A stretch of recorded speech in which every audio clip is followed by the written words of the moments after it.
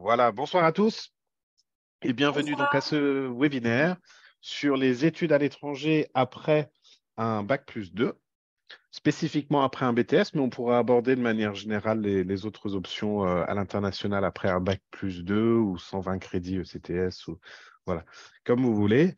Je m'appelle Marc, je suis le fondateur de Study Experience, qui est une agence qui accompagne les étudiants français à la recherche de poursuite d'études à l'étranger. Et je suis accompagné aujourd'hui par Nathalie de University Bonsoir. of the Sunshine Coast.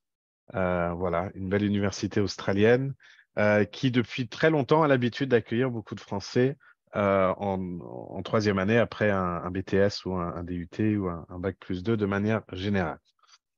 Voilà. Alors, je vais partager mon écran. Mm, mm, mm.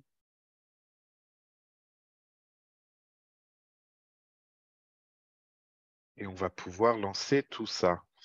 Euh, alors, j'ajouterai peut-être, si vous avez des questions pendant le webinaire, n'hésitez pas à les poser dans l'onglet questions-réponses, en bas ou à gauche de votre écran. On y répondra et puis on prévoit aussi un petit temps d'échange à la fin si vous vouliez nous poser aussi des questions de vive voix. Euh, voilà. Euh, Très rapidement pour vous expliquer ce que fait Study Experience, si vous ne connaissez pas. Donc, c'est une agence française qui accompagne les étudiants dans l'orientation à l'international, donc dans la recherche d'établissements et de programmes qui peuvent leur correspondre à l'étranger. Et puis aussi dans toute la préparation des candidatures et dans la préparation du départ au sens large du terme, en fait, hein. Donc, on travaille beaucoup avec les étudiants pour les aider à optimiser leur dossier, faire traduire leurs documents, euh, préparer leur départ dans de bonnes conditions. On pense à tout ce qui est visa, par exemple, ou assurance, logement, voilà, toutes ces questions annexes qui sont importantes aussi si on envisage de partir étudier à l'étranger. On existe depuis un certain temps. On travaille avec beaucoup d'universités euh, partenaires, donc, dont par exemple University of the Sunshine Coast, pour qui on assure une promotion euh, en français tout au long de l'année, voilà, sur le marché français. Donc, vous pouvez aussi nous solliciter avec des questions pour nos universités partenaires, que vous trouverez toutes d'ailleurs listées sur notre site internet si ça vous intéresse d'aller creuser un petit peu plus. Donc, voilà pour la petite introduction rapide. Ce soir, on va faire cette présentation en deux temps. Je vais vous parler déjà pour commencer des études à l'étranger de manière générale et du moins des poursuites possibles après un bac+2, des équivalences et voilà euh, ce à quoi vous pouvez accéder avec ce type de formation et les conditions d'accès. Et puis, je passerai ensuite la parole à Nathalie qui pourra vous présenter de manière très concrète à quoi ressemble une formation de ce type à l'étranger. Et de surcroît, là, en l'occurrence, en Australie, où vraiment vous avez de superbes opportunités, une belle destination d'études à envisager, pour tout un tas de raisons qu'elle vous expliquera. Euh, voilà, donc commençons par la base. Pourquoi partir étudier à l'étranger déjà? C'est une question, c'est pas forcément un réflexe, on va dire, d'envisager de faire une partie de toute ou partie de ses études à l'étranger. Euh, Surtout d'ailleurs quand on s'est déjà lancé sur une formation française de type bac+2 ou de type BTS par exemple, qui est plutôt professionnalisante. On se dit souvent, ben, je fais ce type de formation pour intégrer le marché de l'emploi rapidement sans nécessairement se poser la question de l'international. Alors qu'en réalité, voilà, l'international peut s'envisager à tout niveau. C'est pas uniquement au niveau post-bac, c'est pas uniquement non plus au niveau master que vous pouvez l'envisager. Et on voit en tout cas chez Study Experience une demande croissante de la part d'étudiants qui ont un bac+2 en poche et qui souhaitent du coup le compléter avec une formation à l'étranger. Et vous allez voir que c'est tout à fait possible. Et c'est une bonne idée pour tout un tas de raisons. Alors évidemment, ça vous permet d'aller maîtriser une langue supplémentaire. Si l'anglais n'est pas votre langue native, le fait de pouvoir partir par exemple en Australie, faire une formation diplômante euh, en anglais, c'est un excellent moyen de consolider votre niveau d'anglais dans un contexte autre que de simples cours d'anglais qui peuvent peut-être être un petit peu redondants à terme, surtout si vous avez déjà un niveau qui est correct. Euh, Ça va beaucoup vous ouvrir l'esprit. Vous allez découvrir d'autres systèmes pédagogiques, vous allez découvrir d'autres cultures, vous allez rencontrer plein de personnes qui viennent du monde entier.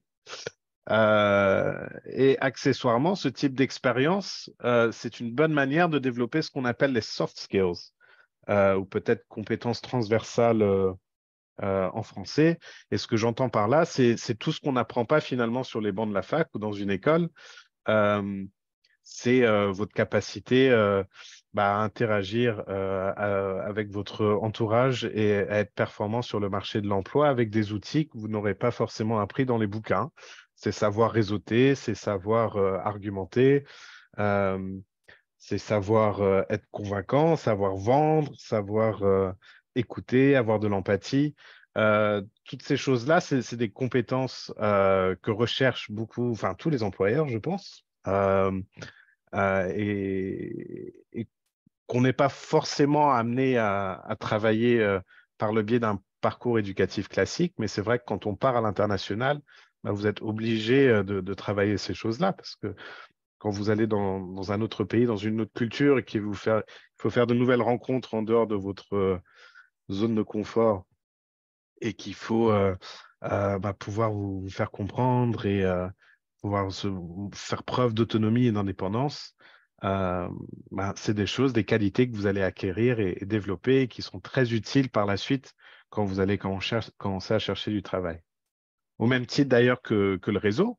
Euh, c'est vrai que si vous élargissez votre réseau à l'international en sortant de la France, c'est autant d'opportunités en plus que vous pourriez avoir, notamment sur le marché de l'emploi. Euh, donc ça, forcément, c'est une opportunité qui est intéressante. Et puis aussi, de manière générale, sur votre CV, il y a quand même une différence significative entre faire un séjour linguistique, par exemple, à l'étranger ou partir en vacances ou des choses comme ça, et vraiment faire une expérience diplômante longue à l'international. C'est aussi ce qui peut vous distinguer auprès des employeurs. Euh, voilà, qui vont quand même voilà, faire la différence à ce niveau-là. Au niveau des RH, maintenant, ils sont quand même sensibles à ce genre de différence.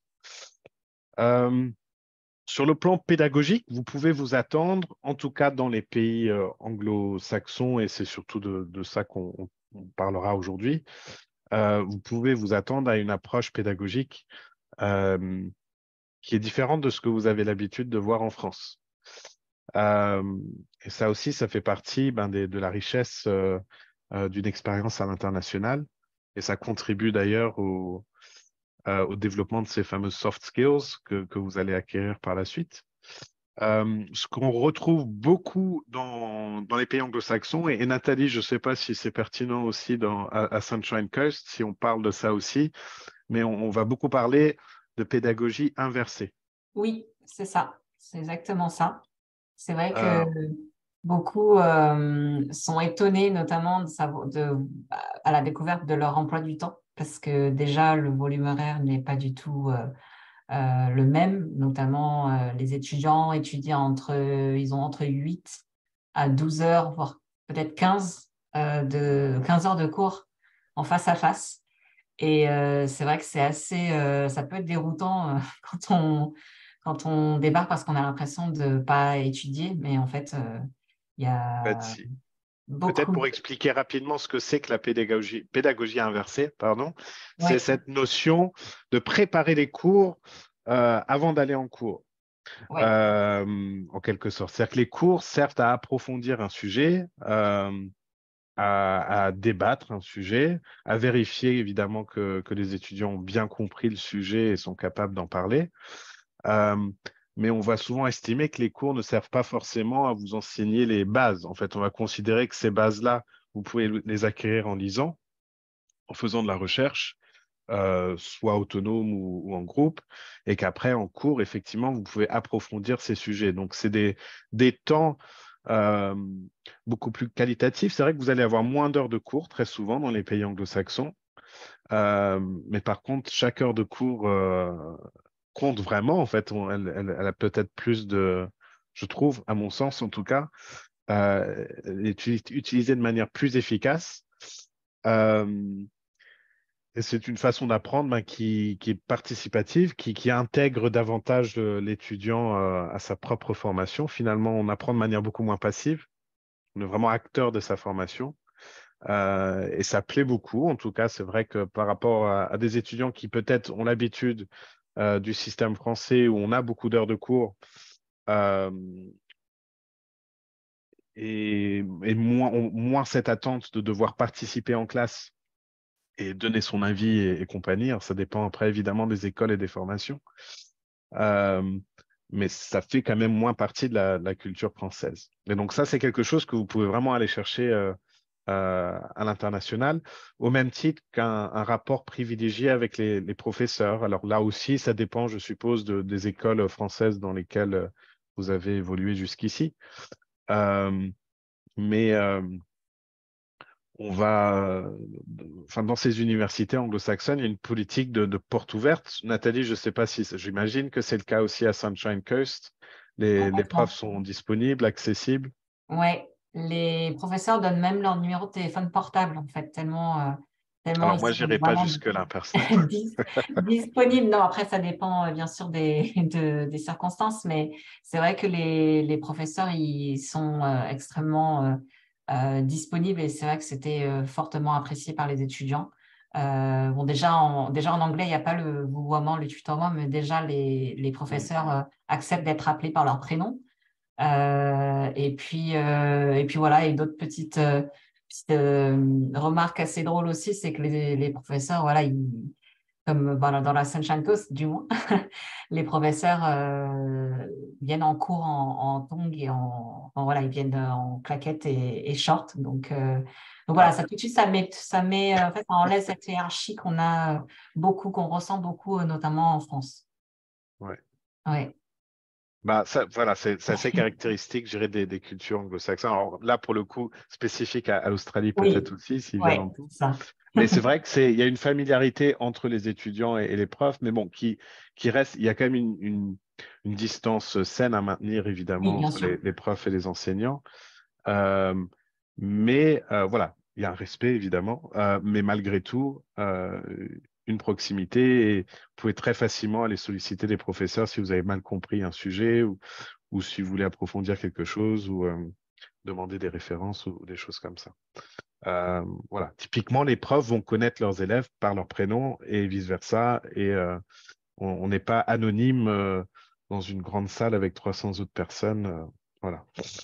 Euh, dans ces universités, bah, en principe, l'accent est mis sur l'insertion professionnelle par la suite et les entreprises sont assez présentes sur les campus.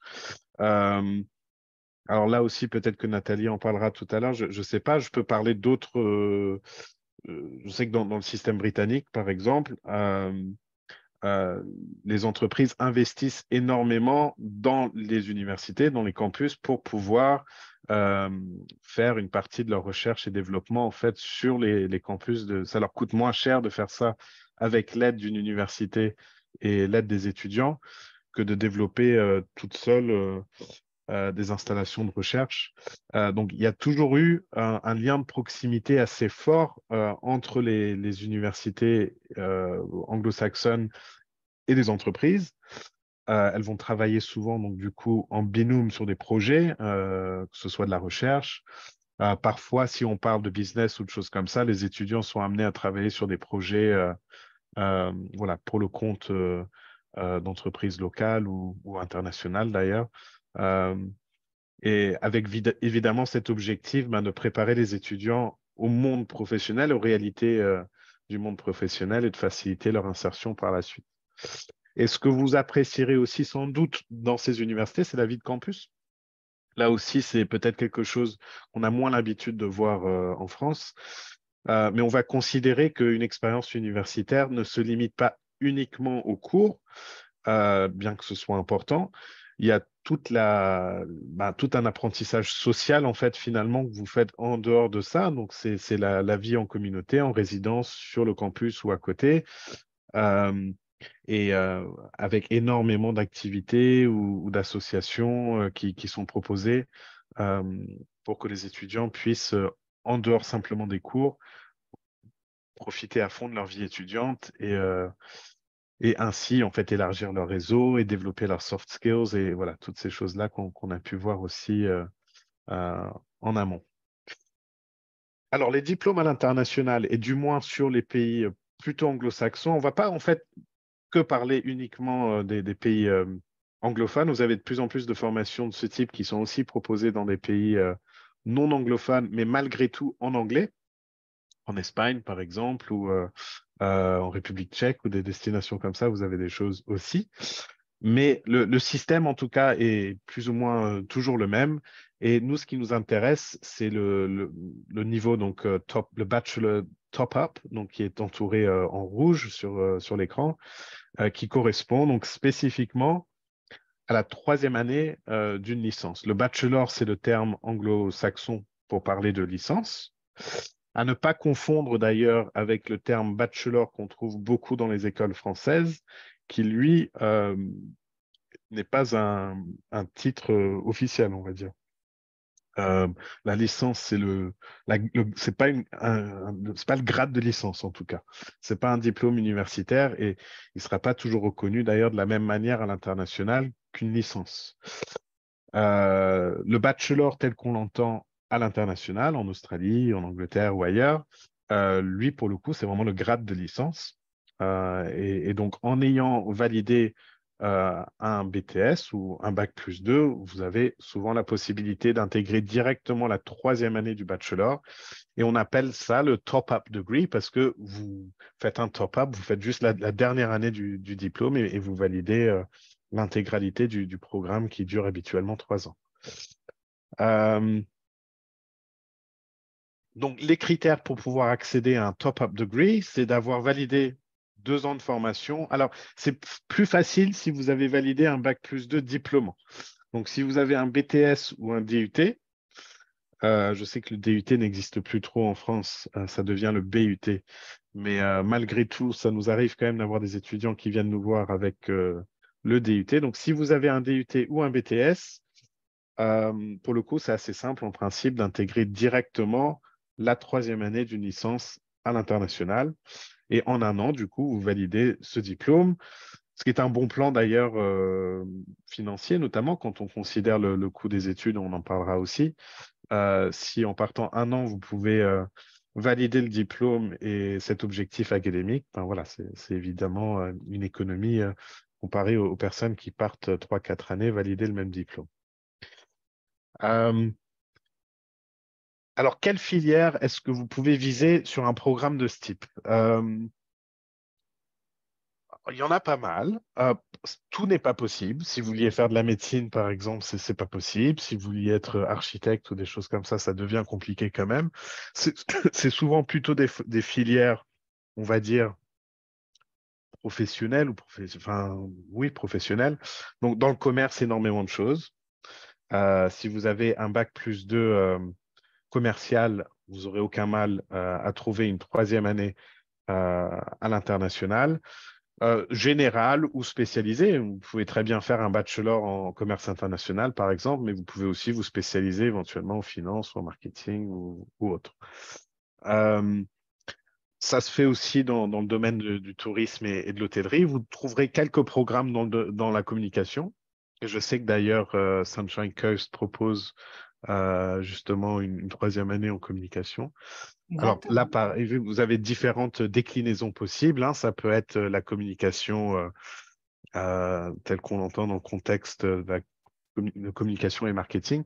Il existe aussi des filières un petit peu plus artistiques, on va dire dans l'audiovisuel, par exemple, pour ceux qui auraient un BTS artistique ou dans le cinéma ou des choses comme ça, il y a des possibilités de passerelles là aussi.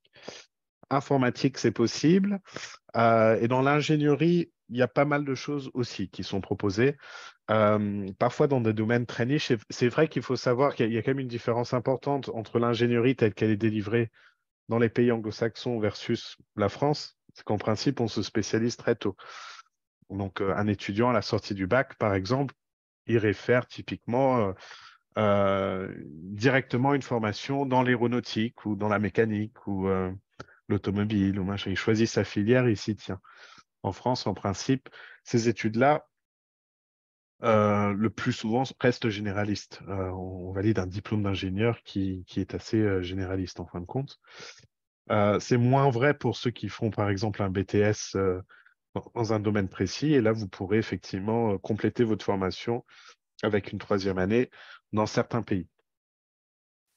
Euh, Si vous avez un bac plus 2, mais qui n'est pas diplômant, donc ce que j'entends par là, c'est que si vous avez validé 2 années de licence, par exemple, ou si vous avez validé 120 crédits ECTS, euh, ou si vous ne trouvez pas un programme top-up dans votre domaine spécifique d'études, parce que il n'existe pas toujours de programme top-up prédéfini sur toutes les filières. Eh bien, dans ces cas-là, c'est quand même possible d'envisager un départ à l'étranger en faisant ce qu'on appelle un transfert de crédit. Euh, c'est un petit peu moins systématique qu'un top-up. C'est-à-dire qu'un top-up, pour moi, c'est automatique. Dès lors que vous avez validé 2 années dans le même domaine, vous pouvez rentrer en troisième année à l'étranger. Ici, il y a une étude de dossier qui est faite. Donc, l'université, typiquement, va regarder vos 2 années de formation. Ils vont étudier les contenus que vous avez épluchés pendant 2 années. Ils vont regarder vos notes, comparer tout ça à leur propre programme en 3 ans et voir si elles peuvent vous dispenser de certaines matières, en fait. Et donc, parfois, même souvent, c'est possible de rentrer directement en troisième année de certaines formations en faisant un exercice de ce type. Euh, il arrive aussi que des universités vous accordent des crédits, mais pas la totalité, qu'elles vous disent, OK, on veut bien vous prendre en deuxième année, par exemple, si vous êtes prêt à faire 2 ans. Euh, Ça, c'est possible aussi. Voilà, donc je voulais juste signaler le fait que c'est possible, si vous avez validé 2 années d'études, d'envisager un transfert vers l'étranger dans ces conditions-là aussi, même si ce n'est pas un programme diplômant de type BTS ou DUT. Alors, autre condition pour pouvoir partir, évidemment, c'est le niveau d'anglais. Euh, il vous faut typiquement un niveau qui se situe entre le B2 et le C1, selon les universités. Euh, on vous demandera de passer le plus souvent un test d'anglais officiel qui s'appelle l'IELTS. Vous avez aussi le TOEFL qui existe et qui est accepté par la plupart des universités. Mais l'IELTS, c'est vrai que c'est le test qu'on demande le plus souvent par défaut. Je pense qu'à Sunshine Coast, c'est le cas aussi, Nathalie. Ouais, Bien après, que. c'est vrai que nous, on fait partie des très rares universités qui acceptent le TOEIC. Ah, Donc, on est effectivement une université qui accepte le TOEIC. La seule condition, c'est que les étudiants qui fournissent des résultats de TOEIC doivent faire un test de l'UNISC qui teste, en fait, qui évalue votre capacité en expression écrite. Parce que le mhm. TOEIC, en fait, n'évalue pas toutes les compétences. Donc, on veut juste s'assurer qu'à l'écrit, vous n'avez pas trop de lacunes ou autre. Donc, on veut juste s'assurer que vous avez bien un niveau correct. Donc, D'accord. voilà. Bah, effectivement, Nathalie, là, pour le coup, il n'y a pas beaucoup d'universités qui acceptent le TOEIC. Donc, C'est ça. c'est bien de le savoir. Et c'est vrai que c'est délivré, je crois, dans pas mal de formations. Ça fait Oui, partie du programme. oui, Donc, ça peut être un point à garder en tête, en tout cas pour UniSC, effectivement. oui. Si vous avez un TOEIC, c'est un bon plan. Parce que l'immense majorité, l'écrasante majorité des universités exigera plutôt un IELTS. Et donc, que vous pouvez préparer et passer. Et il faut avoir un niveau voilà, qui se situe entre le B2 et le C1 pour être performant. Donc, si vous n'avez pas ce niveau-là, euh, il faut voir à quel point vous ne l'avez pas. En fait, s'il vous manque pas grand-chose, si vous êtes à l'aise en anglais, mais pas encore tout à fait au point pour pouvoir étudier en anglais, vous pouvez suivre quelques cours avant de passer l'IELTS ou éventuellement partir à l'étranger un peu plus tôt et faire une mise à niveau linguistique en amont, plutôt courte. Si vous avez un niveau plus fragile, souvent il faut envisager ce type de projet-là en 2 temps. C'est-à-dire d'abord vous concentrer sur le linguistique, peut-être pendant une année si nécessaire, et puis ensuite vous consacrer au projet académique en validant un programme diplômant à l'université. L'autre condition pour accéder à ces formations, c'est le coût, c'est le financement. Il faut payer, c'est des formations qui sont généralement payantes. Les budgets, après, ne vont pas forcément être si choquants que ça. Alors, ce que vous voyez là, ce sont les pays qui ont le plus l'habitude de recevoir des étudiants en troisième année après un bac+2. Évidemment, vous voyez qu'il y a certaines destinations qui manquent à l'appel. Je sais pas, on n'a pas indiqué les USA ou le Canada, par exemple. C'est des destinations qui n'acceptent pas facilement les étudiants en troisième année après un bac+2. Donc, on ne les a pas indiqués. Mais voilà, pour les autres, donc vous avez le Royaume-Uni propose une quantité énorme de programmes de type top-up. Donc là, vous trouverez presque toujours des solutions. L'Australie, grâce surtout à Sunshine Coast, parce qu'elles ne sont pas nombreuses les universités à prendre en troisième année en Australie, mais Sunshine Coast, je pense que c'était l'une des premières à le faire, si ce n'est la première. Et je ne Oui, pense pas qu'il y en ait beaucoup d'autres. En Irlande, vous avez des choses. Mais voilà, on peut imaginer que les coûts sont forcément très élevés. Ce que vous voyez en violet, c'est le budget maximal auquel on peut s'attendre. Et en bleu, c'est le minimum. Bon, c'est sûr que ce sera forcément un budget. Nathalie, je pense que tu parleras plus tard des frais de scolarité à Sunshine Coast. Donc, je vais peut-être pas exactement. gâcher la surprise. Ouais. Euh, mais vous verrez qu'elle fait plutôt partie des universités abordables, je dirais, dans la perspective des choses. Voilà.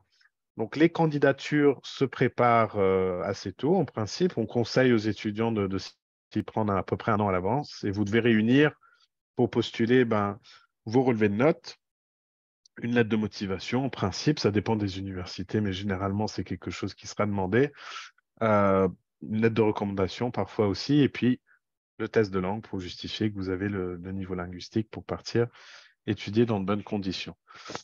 Et donc, encore une fois, ça, ce sont des éléments sur lesquels on a l'habitude d'accompagner les étudiants, notamment sur tout ce qui est lettre de motivation ou de recommandation. Et puis, préparation au test de langue aussi. On travaille avec des professeurs qui peuvent vous proposer des cours particuliers si vous en avez besoin. Voilà, donc le timing, évidemment, assez important. On conseille de s'y prendre. Alors, c'est mon calendrier bisounours que je vous montre là. Donc, ce n'est pas forcément à prendre au pied de la lettre.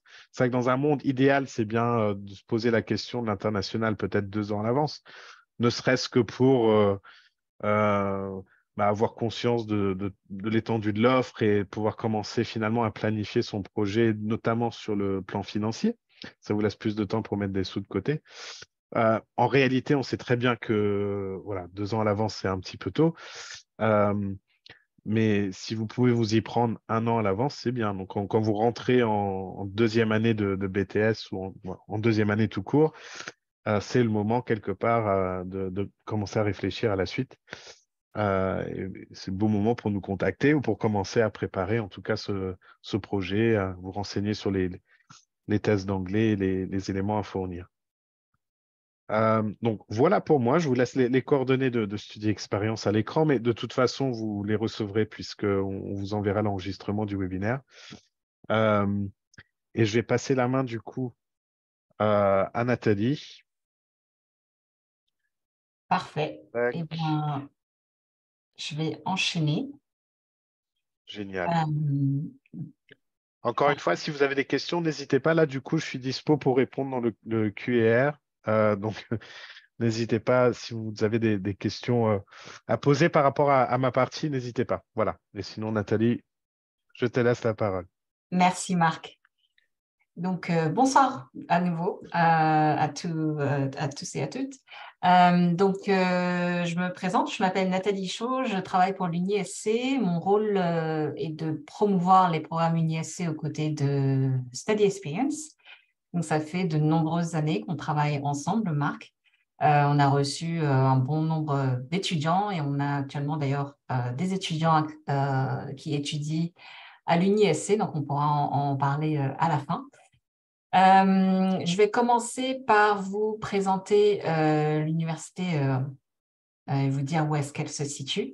Donc, c'est une université australienne, une université publique qui a été fondée en 96. Donc, c'est une université qui est relativement jeune. Elle est située à Sippy Downs. Sippy Downs, c'est une ville qui se situe dans la région Sunshine Coast. Donc, comme son nom l'indique, donc l'université se trouve dans la région Sunshine Coast. Et vous voyez ici sur la petite carte, donc on est localisé dans l'État du Queensland. Donc, l'État du Queensland, c'est aussi l'État qui est réputé pour être un État ensoleillé. On compte notamment 310 jours de soleil par an. Donc, c'est un bon point positif. Et puis, la capitale de l'État du Queensland, c'est Brisbane. Donc, voilà. Et petite parenthèse, donc moi, je suis basée en France métropolitaine. Donc, c'est pour ça, avec Marc, c'est assez facile de prévoir les webinars. Mais voilà, pour vous donner une idée, là, en Australie, on est le lendemain et il est 2h30 du matin. On est localisé sur la côte, donc on est vraiment à 15 minutes des plages, donc ça, c'est plutôt sympa. Et comme on a mentionné tout à l'heure avec Marc, donc on est la première université australienne à reconnaître les diplômes Bac+2 français. Donc, on a mis en place notamment le programme Top Up, donc pour les étudiants détenteurs d'un BTS ou d'un DUT. Donc, si c'est votre profil, n'hésitez pas à nous contacter Study Experience et discuter de votre projet. Donc, on va revenir dessus tout à l'heure. Et parmi les différents points qui nous différencient des autres universités australiennes, je peux citer notamment le fait qu'on ait des résidences étudiantes privées à proximité. Pourquoi je dis ça? Parce que, notamment quand vous partez sur une grande ville, quand vous étudiez dans une grande ville comme Sydney ou Melbourne ou même Brisbane, les campus peuvent être en centre-ville, mais voilà, les logements ne sont pas vraiment, enfin, voilà, il y a très peu d'options de logement pour les étudiants. Donc là, on a l'avantage de proposer enfin, qu'il y a des options de logement à proximité, vraiment à 5 minutes à pied. Et puis, ces résidences-là, elles sont en fait proposées aux étudiants internationaux, mais aussi locaux. Ça veut dire qu'en fait, voilà, vous ne serez pas que entre étudiants internationaux, mais il y aura aussi des étudiants locaux. Et en parlant d'étudiants locaux, on a d'ailleurs une forte population, notre population étudiante, on a un grand pourcentage d'étudiants locaux, notamment donc 90% de nos étudiants sont des étudiants australiens. Donc ça, c'est vraiment génial quand vous voulez vraiment vous imprégner de la culture, notamment. Donc, vous allez étudier, vous allez pouvoir étudier, peut-être même avoir des colloques australiens. Donc, ça, c'est vraiment génial. Et puis, on fait aussi partie enfin, on est une des universités les mieux notées selon plusieurs critères d'évaluation, comme la qualité d'enseignement. Donc, voilà, pour revenir tout à l'heure sur ce qu'on disait sur la disponibilité des profs, la qualité des cours, etc. Donc, ça, c'est un élément très, très important, c'est pour ça qu'on le met beaucoup en avant. Et aussi l'expérience étudiante. Donc, Marc avait mentionné aussi la vie sur le campus, c'est aussi important.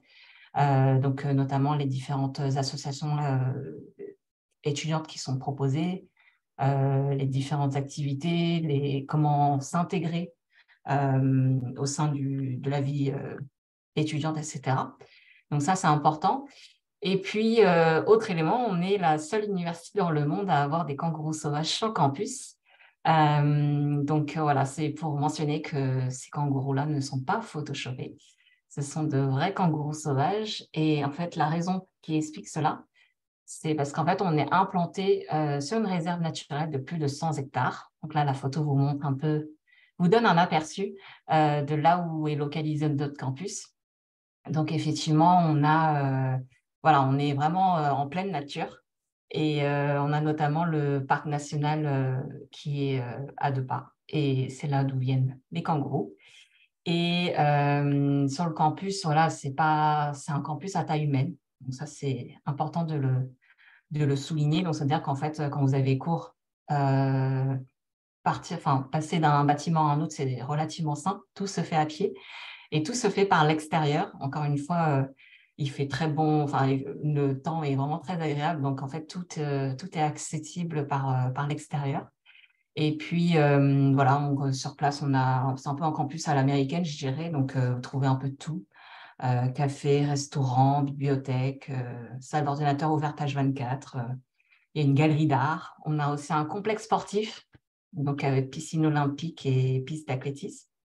Et puis, je vous mentionnais les résidences étudiantes qui sont à quelques pas également. Et puis, pour les étudiants, c'est très pratique. Notamment, on a un arrêt de bus qui vous permet de rejoindre les villes côtières. Donc, on a donc à l'horizon, là, ce que vous voyez en bleu, bah, c'est la mer. Donc, comme je disais, on est vraiment à 15 minutes de la côte. Donc, voilà, ça vous donne une petite idée. Ça vous permet de vous projeter un petit peu. Et puis, voilà, on a l'impression que c'est vraiment perdu au milieu de nulle part, mais vous inquiétez pas, de l'autre côté, il y a des restaurants, des banques, etc. Donc, voilà, vous ne serez pas perdu. Au niveau des formations, donc je dirais qu'on est une université classique dans le sens où on propose des programmes de niveau bachelor, niveau licence, niveau master, donc niveau master. Et on propose aussi des doctorats. Et au niveau des domaines d'études, oui, on propose un peu de tout. Donc business, communication, ingénierie, du droit, mais aussi de la psychologie. Mais voilà, c'était pour vous montrer un petit peu. Et Marc l'a mentionné aussi tout à l'heure, donc les bachelors, nous, en australien, généralement, c'est sur 3 ans. Les masters, ça dépend, c'est entre 1 an et demi, 2 ans, selon les programmes. Donc, voilà, donc c'est pour vous donner une petite idée. Et comment ça se passe au niveau du système éducatif australien? Eh bien déjà, ce qui est important de savoir, c'est que l'une des premières choses, c'est que le calendrier académique est différent. Donc déjà, les saisons sont inversées dans l'hémisphère sud. Donc à l'UniSC, on propose 2 rentrées par an. C'est le cas de la plupart des universités australiennes. Donc, il y a une rentrée en février, une rentrée en juillet.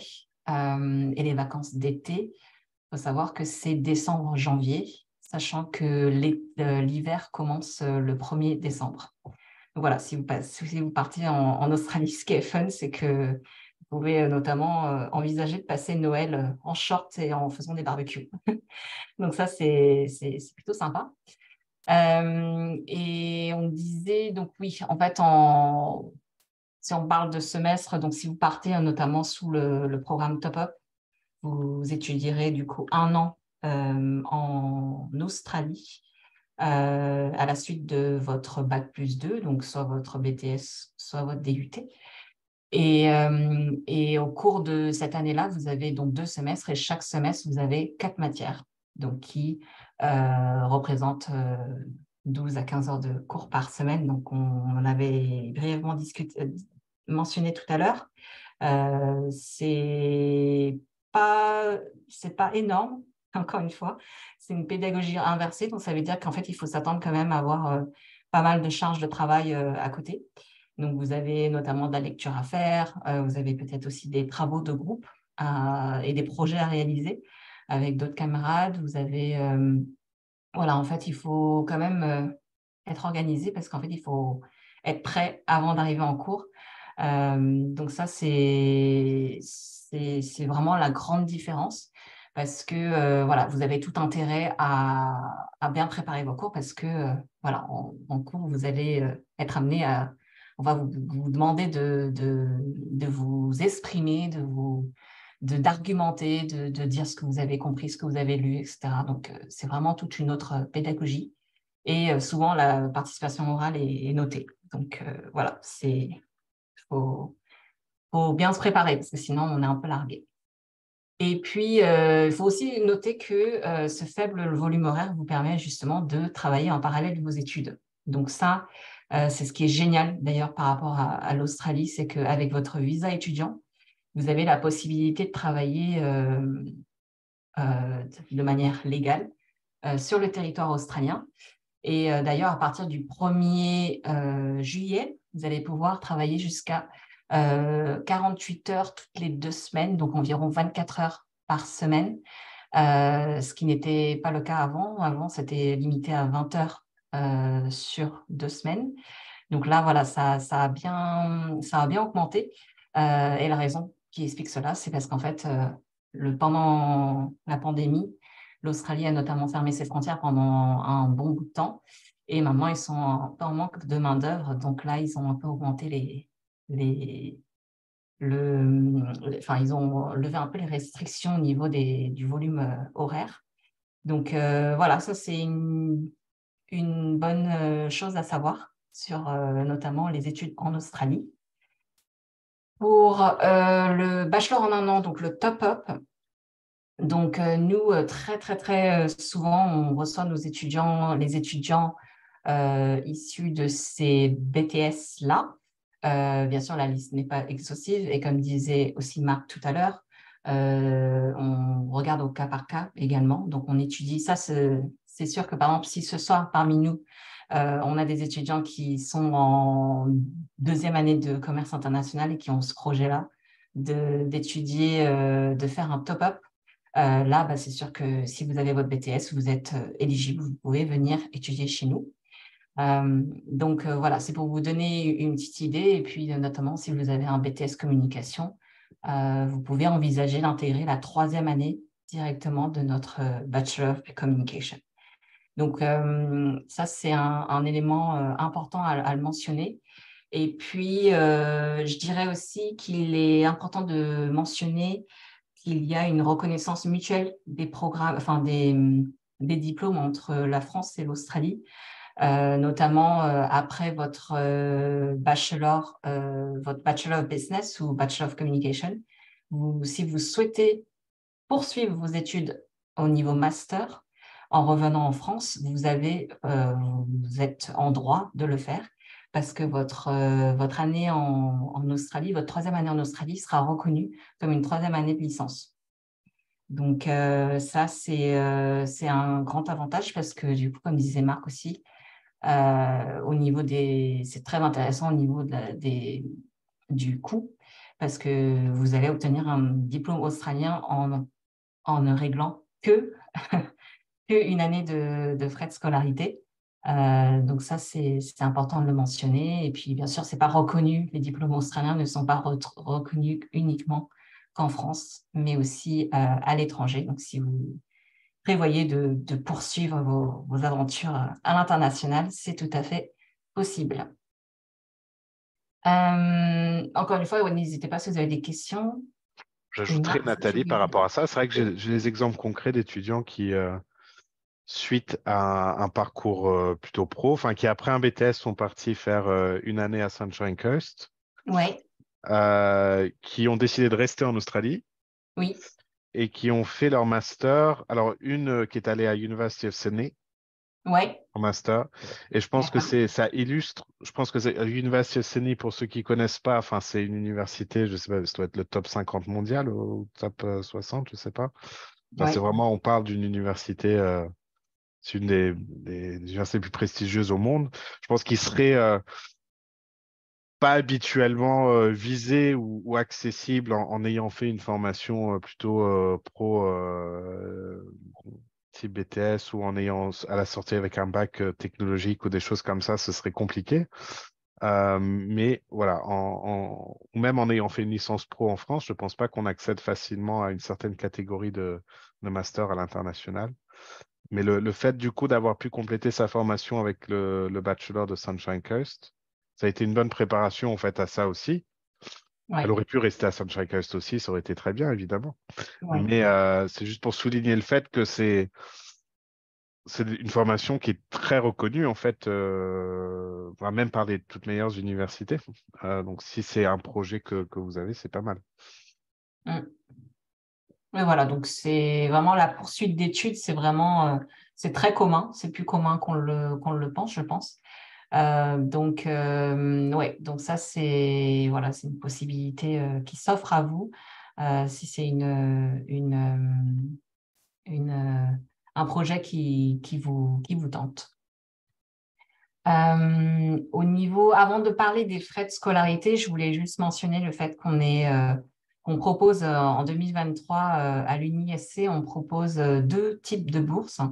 Donc, il y a la International Student Scholarship qui, en fait, vous donne droit à 15% de remise sur les frais de scolarité. Pour ces bourses-là, on ne parle pas enfin, on regarde pas, c'est pas sur dossier, il n'y a pas de démarche supplémentaire à faire, c'est des bourses qui sont attribuées de manière automatique à partir du moment où vous n'êtes pas australien. Donc là, les 15%, on vous les retire au moment où vous vous inscrivez. Et on a aussi une bourse qui s'appelle English Excellence Scholarship, qui est une bourse qui vous donne jusqu'à 20% de remise sur les frais de scolarité si vous avez un bon niveau d'anglais, notamment si vous avez un score qui est supérieur au minimum, au minimum requis. Donc ça peut être intéressant. Donc, Study Experience pourrait vous indiquer tout ça si vous vous approchez d'aide pour votre projet. Donc, n'hésitez pas à demander plus d'informations si vous êtes intéressé. Donc, dans la slide suivante, je vous ai indiqué donc, les frais de scolarité en prenant en compte la bourse. Donc, donc si vous faites une année d'études, enfin, si vous faites bien une année de top-up, donc ça vous reviendra environ à 13 000 euros de frais de scolarité. Donc, c'est uniquement, bien sûr, les frais de scolarité. Donc, j'ai bien précisé juste en dessous qu'il y a d'autres éléments à budgétiser, à prendre en considération, notamment l'assurance ou le visa, le billet aller-retour, et puis bien sûr, il faut vous loger et vous nourrir sur place. Donc voilà, c'est pour ça aussi, je comprends le planning de Marc tout à l'heure, parce que c'est vrai que c'est voilà, c'est un projet, vous ne pouvez pas vous dire en un claquement de doigts que vous voulez vous envisager un tel départ, il faut vraiment s'y prendre en avance, notamment pour le budget. Et voilà, pour vous. Ouais, c'est un investissement, je vais pas vous le cacher, je sais que c'est pas forcément donné à tout le monde, mais c'est vrai que c'est un projet qui demande beaucoup de réflexion et qui demande, ouais, qui se prépare bien en amont. Et puis, juste quelques mots sur le logement. Donc, je disais qu'il y avait des résidences privées qui sont à proximité du campus. Donc, on a 3 résidences privées. Donc, je dis bien privées parce qu'elles n'appartiennent pas à l'UNISC, mais on travaille avec elles depuis qu'on existe. Donc, voilà, c'est l'option un peu c'est une des options les plus prisées de la part des étudiants internationaux. Mais il y a d'autres options comme si vous voulez prendre votre propre studio ou votre propre appartement ou faire monter votre propre coloc ou être en famille d'accueil, ça c'est tout à fait possible également. Et quelques mots sur le calendrier académique. Donc je vous disais qu'il y avait 2 rentrées, donc il y a février et juillet. Voilà, donc en gros, si jamais vous commencez votre top-up en février, vous finissez votre année en novembre. Et si vous commencez en juillet, vous finissez votre année en juin. Donc ça, c'est important pour les étudiants notamment qui souhaitent faire une poursuite d'études par la suite. Donc bien vous renseigner sur notamment l'autre programme que vous souhaitez intégrer par la suite s'ils font des rentrées décalées ou autres. Donc ça, c'est un élément qui est important. Et puis, voilà, au niveau des saisons, qu'est-ce que je pourrais dire? Oui, bah, juste petite parenthèse, notamment Pour les étudiants qui débutent notamment à la rentrée de juillet, c'est vrai que quand vous arrivez en juillet, nous, du coup, vous loupez la rentrée l'été européen, mais vous arrivez en hiver, automne-hiver en Australie, mais l'hiver dans l'État du Queensland, c'est entre 18 et 20 degrés. Donc voilà, ne vous inquiétez pas, vous n'allez pas avoir trop froid en Australie, du moins dans l'État du Queensland. Donc voilà, ça c'était la petite, la petite parenthèse. Et avant de débuter votre semestre académique, on organise pour tous les étudiants internationaux une semaine d'orientation durant laquelle vous allez en fait vous familiariser avec la vie du campus, tout simplement. Comme son nom l'indique, c'est pour vous intégrer sur le campus, qu'on vous intègre vraiment, que vous soyez vraiment un étudiant UniSC et pas seulement un étudiant français qui étudie en Australie. C'est vraiment, on vous intègre à 100%, vous allez commencer à vous faire des amis, vous allez découvrir le campus, bien lire votre emploi du temps. Et puis voilà, donc il y a des vidéos sur YouTube, donc n'hésitez pas à aller voir un petit peu et jeter un œil. Ensuite, juste dernière slide concernant la candidature. Ben voilà, la candidature, eh bien, il y a Study Experience qui est là pour vous guider dans chaque étape, donc pour discuter de votre projet jusqu'à vous aider à obtenir votre visa. Voilà, c'est vraiment, il vous accompagne de A à Z. Donc, et tout se fait en ligne. Donc, la candidature et la demande de visa se fait également en ligne. Donc voilà, tout est fait en sorte pour que ça soit quand même assez bien, que ça soit quand même assez simple. Et puis voilà tout pour moi. J'ai juste intégré deux comptes Instagram, donc le compte Instagram de Study Experience et de Bastien, qui est un étudiant qui était venu après non, il était en DUT et il était venu étudier à l'UniSC. Et puis voilà, si vous voulez le contacter, n'hésitez pas. Et on a aussi d'ailleurs Gaspard qui est actuellement à l'UniSC après un top-up, si c'est bien ça, Marc. Je ne sais plus s'il y est ou s'il commence en juillet. Tu me donnes un doute, Nathalie. Je sais plus. Il y est là. Ouais, Il y est. ouais, c'est C'est ça. une collègue donc je ne Oui, sais pas. J'ai pas suivi moi c'est vrai personnellement que ce dossier. ouais, c'était avec Caroline, je crois qu'on Ouais, était. Ouais, sans doute exactement. après un BTS. Hmm. Ouais, c'est ça. Donc, j'ai vu qu'il y avait quelques Mais questions. ouais, Nathalie, tu as quelques questions. Je pense D'accord. que la première, c'est de savoir s'il est possible de faire un semestre à Sunshine Coast. Je pense que oui, c'est du study abroad. Oui, exactement. Euh, et je pense que c'est lié, il y a deux questions. Enfin, c'est la même personne. Donc, s'il y a Oui. des summer camps, bon, ça, je sais pas. Enfin, je sais pas s'il y a des summer camps, mais à mon avis, par contre, faire un Mm. semestre, ça me paraît plus jouable, plus Oui, c'est suivable. ça. Non, on n'a pas de summer camp, mais Ouais. on a des programmes, ce qu'on appelle des programmes courts, donc des programmes semestriels durant lesquels vous pouvez en fait choisir 4 matières. C'est très flexible, donc c'est à vous de choisir les matières qui vous intéressent les plus selon les domaines qui vous intéressent. Et à l'issue de ce semestre-là, vous avez un bulletin officiel avec les différentes notes que vous avez obtenues. Et parfois, vous pouvez même faire une sorte de transfert de crédit auprès de votre établissement d'origine. Mais ouais, donc ça peut être une possibilité pour les étudiants qui ne veulent pas peut-être s'engager sur un an Ouais. ou plus. Et puis, alors, on me demande le tarif. Ah Alors, oui, alors pour le tarif, effectivement, comme le Study Abroad n'est pas un programme diplômant, on serait avec la bourse, le semestre coûterait environ 6 000 euros. voilà. Voilà, c'est pour vous donner une petite idée. Et comme vous avez vu tout à l'heure, l'année en bachelor, oui, c'est entre 13 000. Après, bien sûr, les coûts dépendent des taux, mais oh là, pardon, au niveau des taux, donc voilà, environ entre 6 000 et 6 500, je dirais. Ouais. Il y avait la question des bourses, mais je pense que c'est relatif c'est par rapport aux bourses, le International Student Scholarship, et Oui, de savoir si elles sont cumulatives, les deux.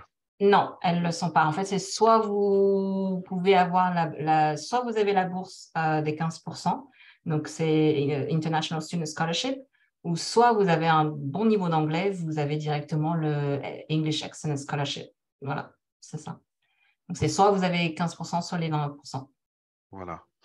Question Ouais. aussi sur les billets d'avion. Là, j'ai pas forcément la réponse. Nathalie, toi, Alors, tu as plus l'habitude oui, peut-être effectivement, les billets d'avion d'augmenter. c'est avec l'inflation, oui, ça a vraiment bien augmenté. Le conseil que je peux donner, c'est de les prendre le plus tôt possible. Parfois, vous pouvez même, si vous y prenez bien en avance, vous pouvez vous en tirer pour 1800. Mais oui, je suis d'accord avec vous que ouais, c'est devenu Après, très. l'avantage, c'est que de l'Australie, enfin, il y en a deux. Déjà, c'est très loin, donc je crois que c'est une maman qui pose la question pour Oui, son enfant. Que vous allez être tranquille pendant au moins un an. Ça, c'est pas mal. Peut pas être plus loin. Et effectivement, c'est une destination où on revient pas tous les 4 matins en principe, hein. Donc, c'est vrai que bon, il y a un aller-retour à faire. ouais, Mais bon, je conçois qu'effectivement, oui, c'est souvent le frein qu'on nous cite en premier lieu quand on parle de l'Australie, c'est la distance qui fait peur. Et mais bon, si on part un an, je pense que ça réduit déjà C'est vrai que c'est peut-être plus contraignant, enfin, ou ça fait plus peur de partir 3 4 ans, même si c'est super chouette, ceci étant dit, mais euh, c'est peut-être plus acceptable de partir un an dans ce cadre-là chez certains. Je sais ouais, pas.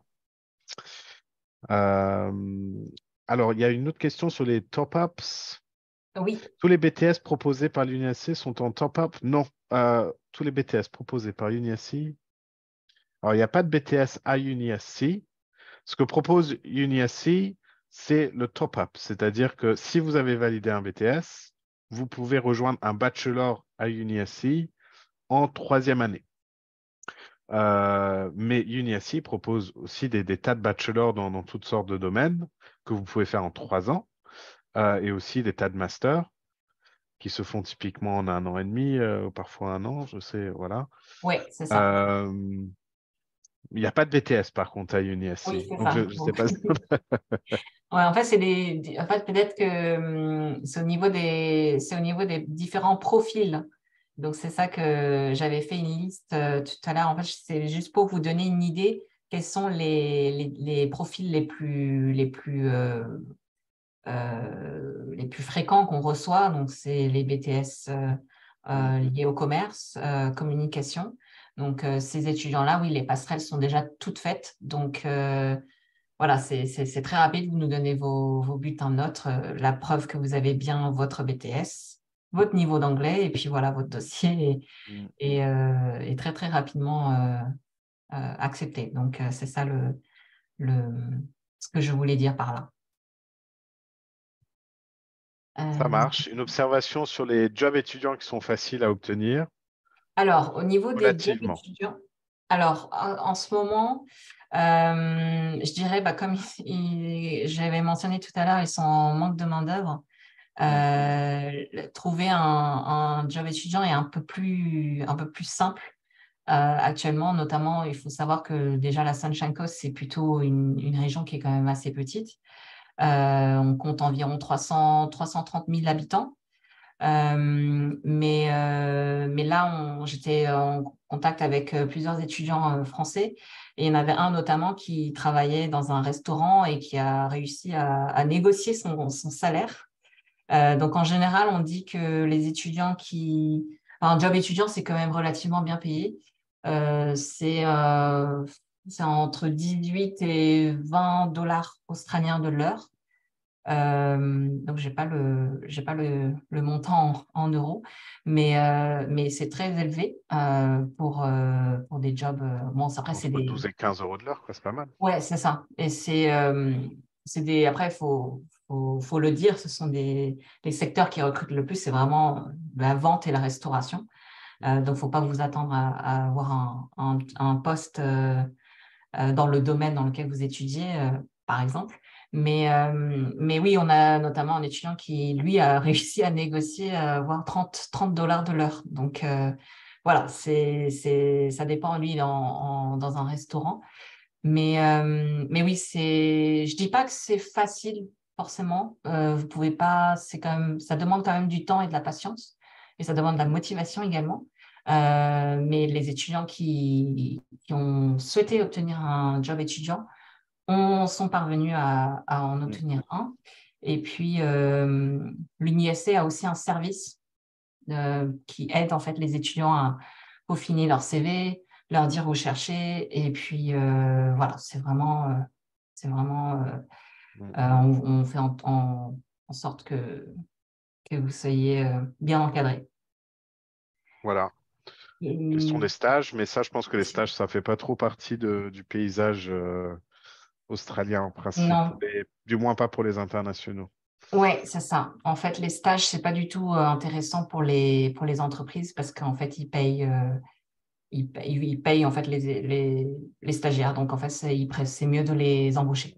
Donc, pour le coup, Ouais. là, Par contre, un truc qu'on n'a pas mentionné, je ne sais pas si c'est intéressant pour certains, mais il y a le graduate visa. Et c'est vrai que si on part un an en Australie valider le bachelor, derrière, on peut demander ce qu'on appelle le graduate visa, il me semble. Je ne dis pas de bêtises, Nathalie.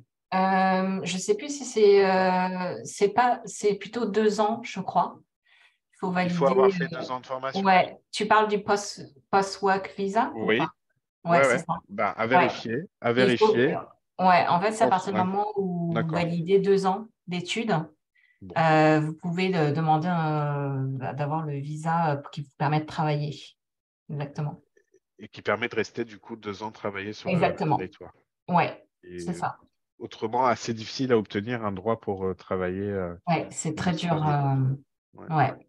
Après, sauf si c'est un coup de chance, vous avez un sponsor, mais c'est quand même très, très, très rare. Ouais, faut pas trop compter dessus. Ouais. Ouais. Ok. Bah écoutez, s'il y a d'autres questions, si vous vouliez d'ailleurs poser des questions de vive voix, n'hésitez pas à lever la main et je vous ouvre le micro pour que vous puissiez le faire. Le Working Holiday Visa, ça c'est oui, carrément autre chose. Ça c'est Oui, un visa qu'on peut obtenir très facilement pendant oui, un an, à condition d'avoir moins de 30 ans et qui permet, enfin d'avoir plus de 18 ans et moins de 30 ans, et qui permet d'aller voyager librement et de travailler assez librement en Australie pendant un an. C'est c'est plutôt les ça. backpackers qui vont faire ça. C'est plutôt une expérience de séjour sans cours. Vous pouvez pas vous inscrire à l'université sur une longue période avec ce type Non, de... ça, oui, parce que les études, vous pouvez faire des cours d'anglais, Mm. mais vous inscrire, je crois que c'est limité à 17 semaines de cours au total. Donc, vous ne pouvez pas C'est ça. envisager de faire un semestre, un study abroad, par exemple. Ça, c'est pas possible. Mm. Mm. Bon, bah, je crois qu'on a on a couvert pas mal de terrain. Donc, Euh, oui, bah, vous pouvez pas, en fait, vous pouvez pas étudier. De toute façon, dans tous les cas, si vous vous inscrivez sur un programme long, on va vous proposer un visa étudiant directement et quand vous candidatez pour un autre visa, ça annule automatiquement le visa que vous avez précédemment. Donc, vous pouvez pas cumuler deux visas. Ça, c'est pas possible. voilà. Ouais. Bon, bah, s'il y a d'autres questions par la suite, enfin, vous pouvez nous contacter très facilement par email, Oui, par téléphone, comme vous voulez. On, on va vous envoyer le replay du webinaire avec nos coordonnées. Et voilà, oui. je crois que c'est tout. C'est Bah, tout bon? c'est top. Parfait, bah, Oui, des Nathalie, questions très merci beaucoup. intéressantes. Merci, Marc. Merci à tous Très et à belle toutes. soirée. Merci Oui, à vous aux personnes également. qui ont eu la patience de nous regarder pendant 1 heure. Et Oui. à très bientôt. Allez, Oui, merci beaucoup. Bonne merci, bonne soirée. soirée, au revoir. Au revoir.